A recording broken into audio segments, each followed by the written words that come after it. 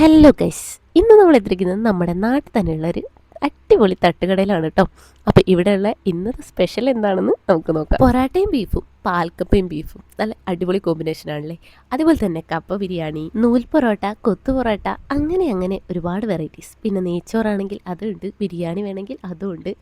അപ്പോൾ വെറൈറ്റി ആയിട്ട് അറേബ്യൻ ഇറച്ചിച്ചോറും ഇതെല്ലാം കിട്ടുന്ന നല്ലൊരു സ്പോട്ട്. ഫോട്ടോ എടുത്ത് വിൽക്കാൻ വെച്ചതാട്ടോ. ഇത് ബ്ലാക്ക് അല്ലേ? ഇത് ബ്ലാക്ക്, ഇത് ബ്ലാക്ക് അല്ല. ഒന്ന് മാറ്റാം. എല്ലാം ഒരേ വലിപ്പാലേ. അങ്ങനെ ഇതാ ഞങ്ങളുടെ അങ്കത്തട്ടിലേക്ക് ആദ്യം എത്തിയിരിക്കുന്നത് കൊത്തു പൊറാട്ടയാണ് കേട്ടോ. ഒപ്പം ചായയും പറഞ്ഞു.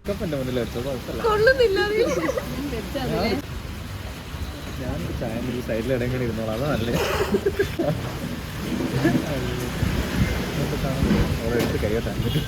അടിപൊളിയാണ്, സൂപ്പർ. അജി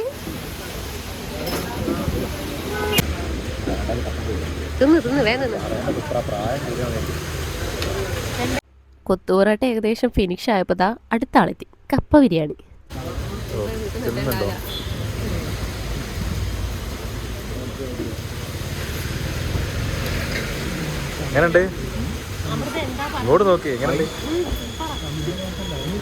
കപ്പ ബിരിയാണി എനിക്ക് അത്ര ഇഷ്ടപ്പെട്ടില്ല. അടുത്തായിട്ട് പറഞ്ഞിട്ടുണ്ടായിരുന്നത് പാൽക്കപ്പയും ബീഫും ആയിരുന്നു കേട്ടോ.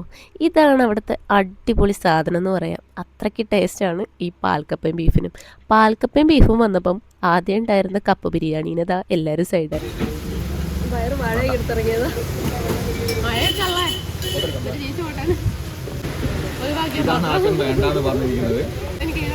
കറിവേപ്പില പോലും ബാക്കിയില്ല, വേണ്ടാന്ന് പറഞ്ഞിരിക്കുന്നത്. കപ്പ ബിരിയാണി ഇഷ്ടപ്പെട്ടില്ല എന്ന് പറഞ്ഞിരുന്നു, ഇപ്പോൾ അതും കഴിഞ്ഞു. പക്ഷെ ഇതിൽ കറിവേപ്പില പോലും ബാക്കിയില്ല. അങ്ങനെ നമ്മൾ അടുത്തതും ഇവിടെ വെച്ചിരിക്കുന്നു. ചേച്ചിക്ക് ഇത് ഇഷ്ടപ്പെട്ടില്ല, അതുകൊണ്ട് മാറ്റി വെച്ചു. ഒരു നമ്പൂരിച്ചനാണ് പറയുന്നത്. കപ്പ മാത്രം കഴിക്കുന്ന ചുണ്ടലിയുടെ സ്വഭാവമാണെങ്കിൽ ഇതൊക്കെ തിരിച്ചറിയും.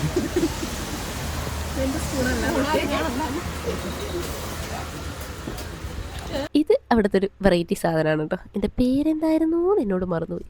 എന്റെ കൈ കൊണ്ട് എല്ലാവർക്കും അറിയാം.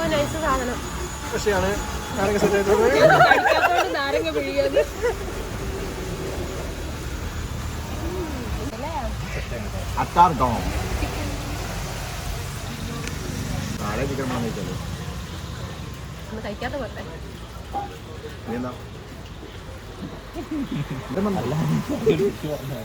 സ്പെഷ്യൽ ഏതാണ്?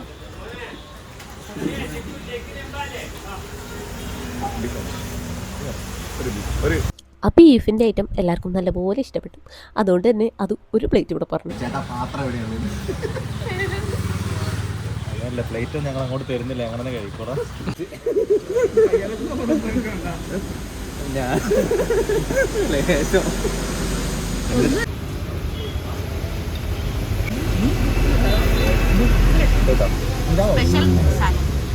അങ്ങനെ ഇതാ ഞങ്ങൾ പറഞ്ഞ അവസാനത്തെ ഐറ്റം കഴിഞ്ഞു. ഇനി അവിടെ പരീക്ഷിക്കാൻ വെറൈറ്റി ആയിട്ട് ഒന്നും ഇല്ലായിരുന്നു.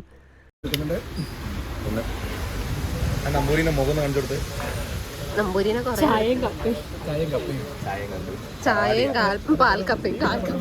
ചായയും പാൽക്കപ്പയും ബീഫും. ബീഫ് കഴിച്ചിട്ടില്ല. ഇല്ല, നമ്പൂരി കഴിച്ചിട്ടില്ല. നമ്പൂരി സാലഡാണ് എടുക്കുന്നത്, ബീഫിന്റെ കഷ്ണായിരുന്നു. മൂപ്പര നമ്മൾ കേക്ക് നമ്മൾ അവിടുന്ന് മുറിച്ച് രാത്രി പോയി മുറിച്ചല്ലേ.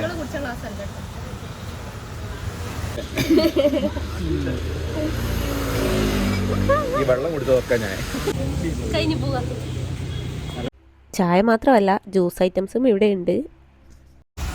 പക്ഷേ ഈ വീട്ടിൽ ഫുഡ് വേണ്ടാന്ന് അമ്മേനെ വിളിച്ച് പറഞ്ഞതാണ്. അമ്മ എനിക്ക് വേണ്ട, ഞാൻ കപ്പയും ചമ്മന്തിയും കഴിച്ചു. ഇനി ഏത് വഴി ഓടണമെന്ന് മാത്രം തീരുമാനിച്ചാൽ മതി. ഫുഡ് കഴിക്കലൊക്കെ ഏകദേശം കഴിഞ്ഞിട്ടുണ്ട്. ഇതിനെല്ലാം പുറമെ അവിടെ ദോശയുടെ വെറൈറ്റി ഐറ്റംസും ഉണ്ട് കേട്ടോ. അത് മാത്രം ഞങ്ങൾ ട്രൈ ചെയ്തില്ല. ഇവിടെ പോയാൽ കഴിക്കുന്ന സാധനമാണല്ലോ ദോശ, അതുകൊണ്ട് എല്ലാം ഇന്നും മാറ്റിപ്പിടിച്ചു. പിന്നെ വൈകുന്നേരങ്ങളിലാണെങ്കിൽ ചെറിയ എണ്ണക്കടികളും ഉണ്ട്, അതേപോലെ തന്നെ ഉപ്പിലിട്ട സാധനങ്ങളും എല്ലാം ഇവിടെ കിട്ടും കേട്ടോ.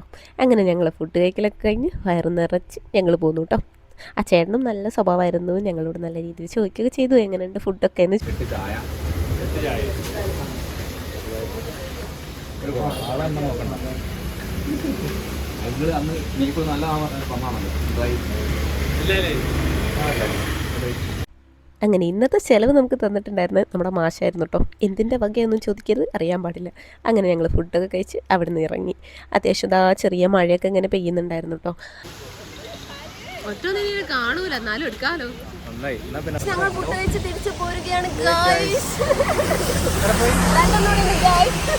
അപ്പോൾ ലൊക്കേഷൻ വരുന്നത് നമ്മുടെ ഈങ്ങാപ്പുഴയുള്ള എലോക്കരയിലാണ് കേട്ടോ. അപ്പോൾ എല്ലാവരും പോയി കഴിച്ച് നോക്കുക, അഭിപ്രായം പറയുക. അപ്പം ഞങ്ങളെ വീട്ടിലിറക്കിയിട്ട് വേണം ഇവർക്ക് പോകാൻ വേണ്ടിയിട്ട്. അപ്പോൾ ഓക്കെ, ബായ്. നമുക്ക് മറ്റൊരു വീഡിയോ ആയിട്ട് വീണ്ടും കാണാം.